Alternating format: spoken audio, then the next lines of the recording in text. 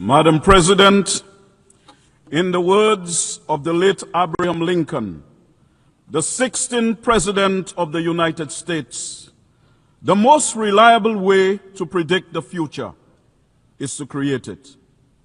The words of the late President are illuminated by Buckminster Fuller, who said, and I quote, "You never change things by fighting the existing reality. To change something, build a new model that makes the existing model obsolete." Unquote. Hence, Madam President, the theme for this 80th session of the United Nations, Better Together, 80 years and more for peace, development, and human rights, is a trumpet call to like-minded countries to urgently reconstruct a better future for humanity. Building that better future together emphasizes the importance of international cooperation and shared responsibility. It requires a framework defining a shared destiny, and that involves better coordination and coherence across multiple actors to deliver the most effective and sustainable responses. In this regard, Madam President, St. Lucia, as a small island developing state, has maintained its engagement in the various processes of critical importance to its domestic agenda at the United Nations, such as climate change and sustainable development, financing for development, international ocean governance, the proliferation of small arms and light weapons, revitalization of the General Assembly, and decolonization. These all have a real impact on our national plans and programs. In the context of our development challenges, the global economy is facing multiple shocks that are threatening to further retard and reverse progress on St. Lucia's sustainable development. The impacts of these compounding shocks is aggravated by an unfair global financial system that is short-term oriented and crisis-prone, which further exacerbates inequalities. Not to mention that small island developing states like St. Lucia face existential threats amplified by climate change. Despite some skeptics, Madam President, there is no doubt that climate change is the most consequential and formidable challenge facing seeds. In fact, the latest scientific projections portend a grim future. Consequently, addressing the climate crisis is imperative for the survival and well-being of humanity, transcending national borders regardless of size or wealth. Prioritizing climate action is not just an environmental issue, but a moral obligation to protect human life, uphold global stability, and ensure a sustainable and equitable future for all of humanity. The recent advisory opinion from the International Court of Justice, which was requested by this very General Assembly, now also frames climate action as a legal responsibility. Hence, there is an urgent need to accelerate global momentum towards the ambitious targets across various international agreements and development agendas. A common thread across these instruments is the need to address the unique vulnerabilities and special circumstances of small island developing states. Madam President, we also work in the UN context to strengthen relations with countries and regions and encourage cooperation while remaining staunch advocates of the principles enshrined in the UN Charter, the rule of law, and the process of multilateralism.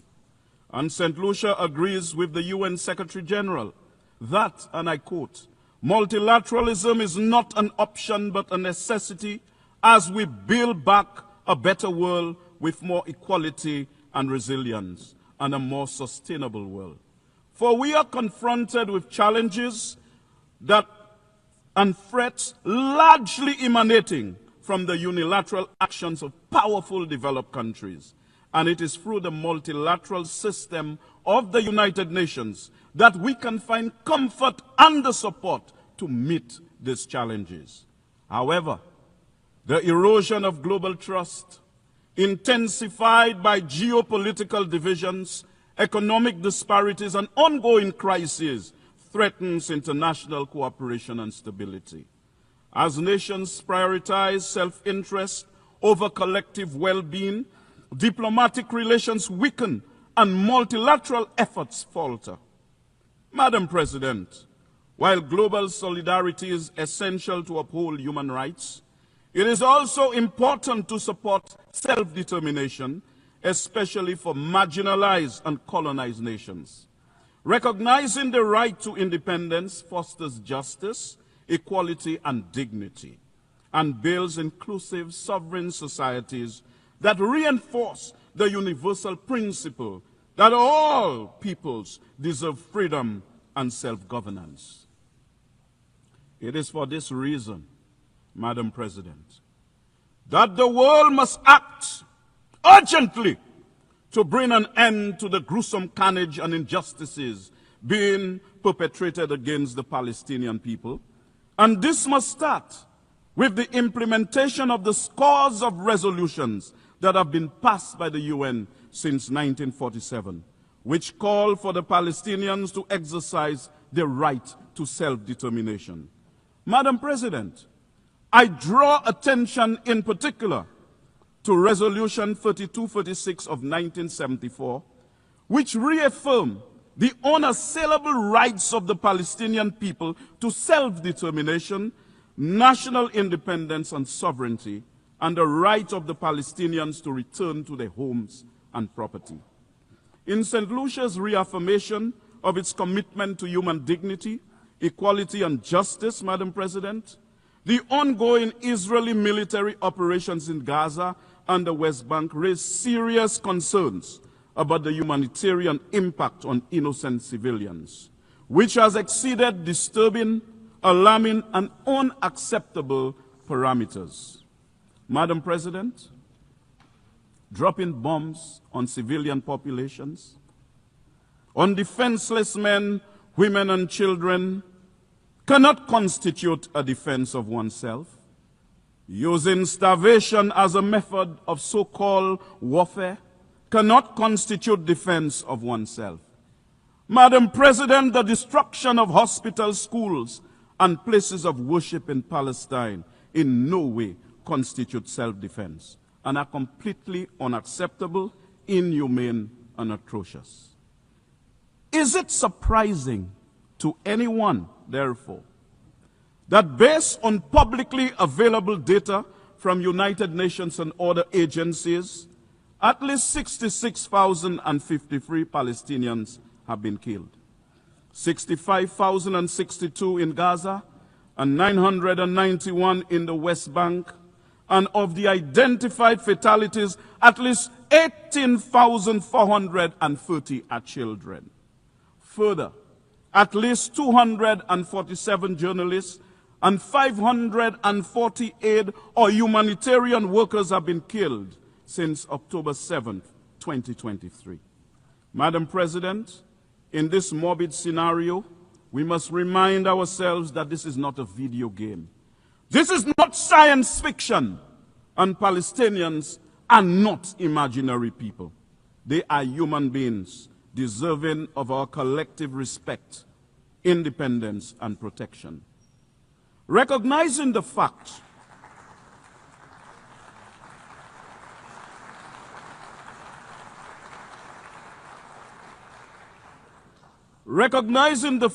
of the shared humanity of both Israelis and Palestinians should cause us to value equally the life of an Israeli and the life of a Palestinian. This would lead naturally to the fostering of dialogue and peaceful solutions to ensure security and stability for all parties involved, because respecting human rights and protecting all civilian lives must remain at the forefront of international efforts to resolve the conflict constructively. Madam President, St. Lucia's position is abundantly clear. that there is an urgent need to put an end to the intolerable and significant human suffering, civilian casualties, and widespread destruction. Hence, St. Lucia joins with the majority of member states which continue to call for de-escalation, dialogue, and adherence to international law to prevent further loss of life and foster a sustainable path toward peace. The Palestinians must have their own state and full membership to the United Nations alongside the state of Israel. The only way for Israel to have secure borders is for the Palestinian people to live in their own internationally recognized homeland in accordance with the universal right to self-determination. Peace in the Middle East can only come from this, not from bombs and wars, and terrorism and genocide and illegal settlements. Madam President, clearly, lasting peace cannot be secured on the basis of extremism. It must be pursued on the premise of mutual respect for the lives of both Israelis and Palestinians. Madam President, I speak to you today as one who's conscious of how the transatlantic slave trade inflicted unimaginable suffering, dehumanization, and economic exploitation upon millions of Africans.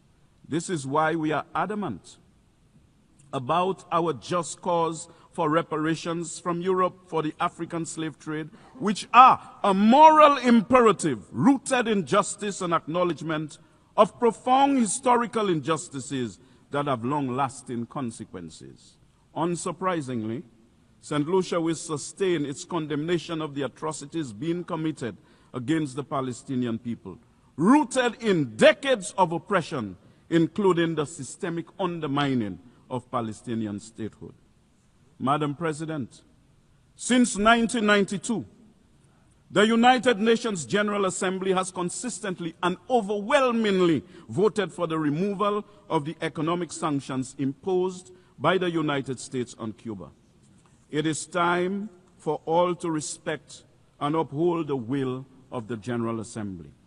Madam President, St. Lucia has consistently called for an end to the U.S. embargo on Cuba and its removal from the list of state sponsors of terrorism because we embrace the view that engaging Cuba diplomatically rather than isolating it would unlock opportunities to foster regional cooperation, critical for long-term peace and development in the Caribbean, as well as to create and improve security architecture for the entire hemisphere. This pragmatic approach aligns with global efforts to promote sovereignty, respect, and mutual understanding, demonstrating that diplomacy and constructive dialogue are more effective strategies than universal sanctions. Madam President, ending Russia's war in Ukraine is essential to restoring peace, respecting sovereignty, and preventing further humanitarian catastrophe. The ongoing conflict has caused immense loss of life, displacement of millions, and widespread destruction, destabilizing the region and threatening global security. Hence, ceasing hostilities would demonstrate respect for international law and sovereignty, encouraging negotiations over continued violence. Madam President, renewing our commitment to multilateralism also means that member states must take measures to reduce tensions and settle disputes in areas where, if not checked, conflict and war would prevail. It is for this reason that St. Lucia renews calls for the United Nations to allow Taiwan to meaningfully participate in the UN system. And I state categorically, Madam President, that UN Resolution 2758 of 1971 does not preclude Taiwan's inclusion and participation in the United Nations system.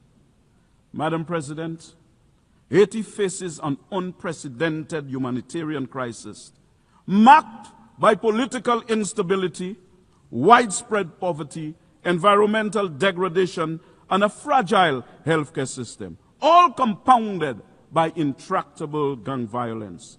Hence, the urgent need for international support is critical to prevent further deterioration of living conditions, protect vulnerable populations, and restore law and order, as well as basic services like education and healthcare.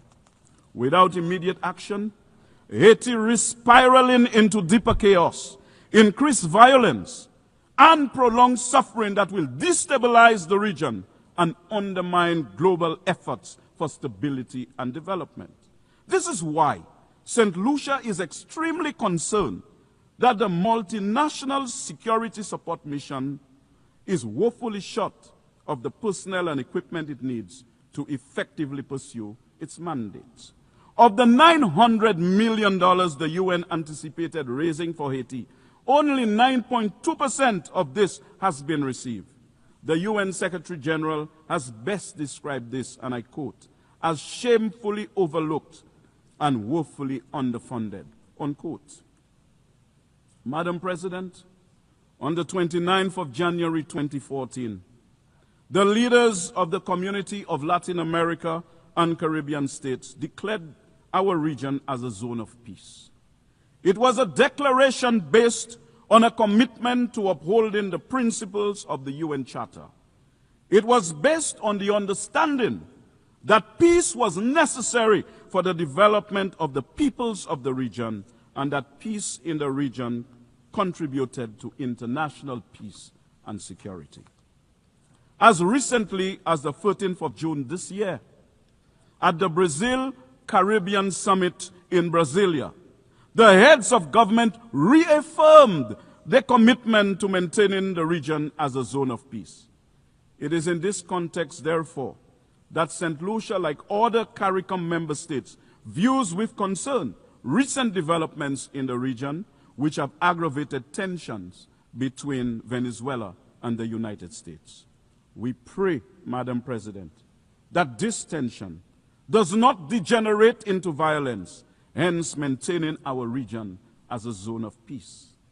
It is also in the context of the Latin American and Caribbean region as a zone of peace that St. Lucia is concerned over developments between Venezuela and the CARICOM member state of Guyana in relation to the border dispute between the two countries. St. Lucia urges the non-use of force on that issue and reliance on the multilateral mechanisms that are in place for resolving it. St. Lucia prioritizes diplomacy over violence, believing dialogue fosters peaceful coexistence and safeguards sovereignty. Small nations like ours can advocate effectively through non-violent diplomacy, demonstrating its moral and pragmatic strength, Madam President. Consequently, Madam President, we have a moral obligation to promote peace, development, and human rights through collective leadership rooted in respect, diplomacy, and multilateral cooperation. However, Madam President, we have to accept that the UN's commission is being ignored and disrespected when we witness the undeniable genocide that is being committed against the people of Palestine. Further, the recent attacks on Iran, Syria, Lebanon, and Qatar speak to the violation of the UN Charter, which has now become normalized. We cannot deny that the UN's commission is being snubbed and disregarded when, after 3 years, Russia continues to flout international law and the UN Charter with its unprovoked invasion of Ukraine. Similarly, the UN's commission is also being ignored in the 63-year-old unproductive economic embargo that has been imposed on the government and people of Cuba, despite the many UN resolutions calling for its removal. And we have to agree that the UN's commission is being disregarded in the conflict in the Sudan. These shocks to the UN's commission should be of concern to all member states, but they are of particular concern to all small island developing states like St. Lucia, not just because these conflicts threaten world peace in general, but because they are symptomatic of a departure from multilateralism and the adoption of an outdated notion that might is right. Clearly, Madam President, violence is not in consonance with the requirements of our times. In fact, it is abundantly clear that military dominance, which is an expired currency of a bygone era, is not moral tender and cannot purchase peace and stability in the contemporary global political environment. The old military order, though fraught with contradictions, is pregnant with renewal. Without guidance, its offspring may be disfigured by conflict. But with diplomacy as the midwife, this troubled gestation can deliver a new era of peace and stability. The world's intolerance for the carnage in Gaza and the West Bank is symptomatic of its resentment for needless bloodshed.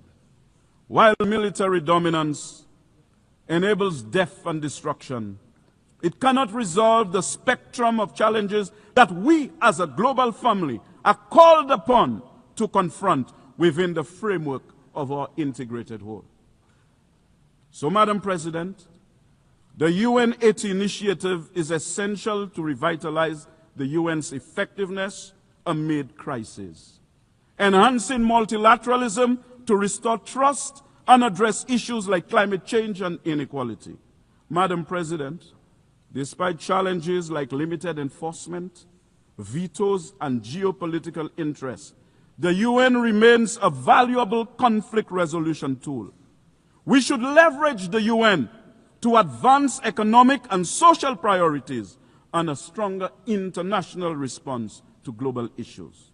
Hence, a new model for the United Nations should prioritize reforming its decision-making processes to enhance efficiency, accountability, and inclusivity, addressing current limitations like veto power and bureaucratic inertia. This model would shift towards a more equitable representation, empowering developing countries and marginalized groups, ensuring their voices influence global solutions. It would strengthen the UN's capacity for rapid response to crisis, integrating innovative approaches like technology and multi-stakeholder partnerships. By fostering transparency and accountability, this new model would rebuild global trust, making the UN a more effective, responsive, and equitable platform for advancing peace, sustainable development, and human rights in an increasingly interconnected world. This model, Madam President, will give birth to an international environment of peace, of the absence of major conflicts and wars, of the decline of unilateralism, of a greater function in multilateralism that protects us from climate change and climate injustice, from the scourge of illegal weapons smuggled into our countries, an international environment where nations honor their financial commitments and responsibilities and respond and respect and promote human rights that supports our efforts at regional integration.